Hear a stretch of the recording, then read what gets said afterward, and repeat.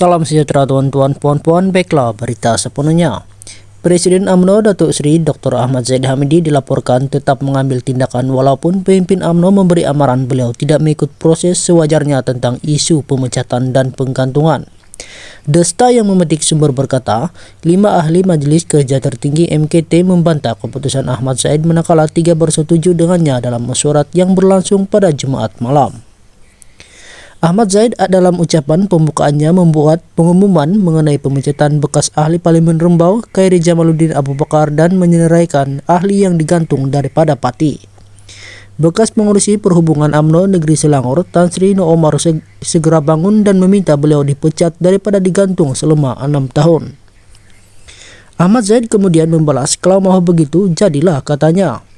Sumber itu berkata, Naib Presiden UMNO Datuk Seri Ismail Sabri Yaakob telah berdiri dan berhujah bahwa pemecatan dan penggantungan mesti dibuat mengikut undang-undang dan proses sewajarnya.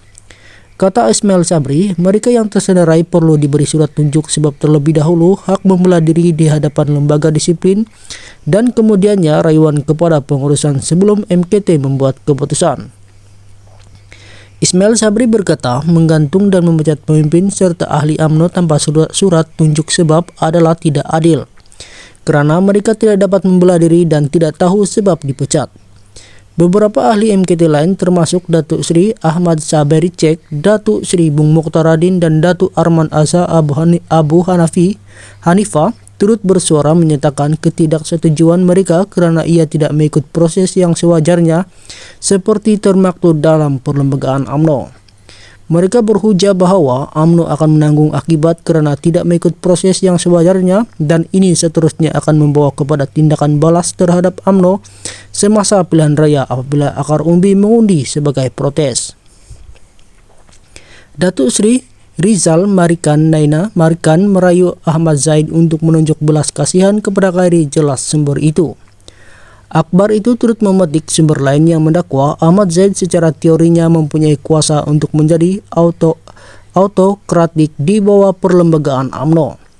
Cuma memandangkan pemimpin UMNO sentiasa berbincang sebelum membuat sebarang keputusan besar yang menjejaskan parti, ia mengejutkan banyak pihak apabila beliau terus mengumumkannya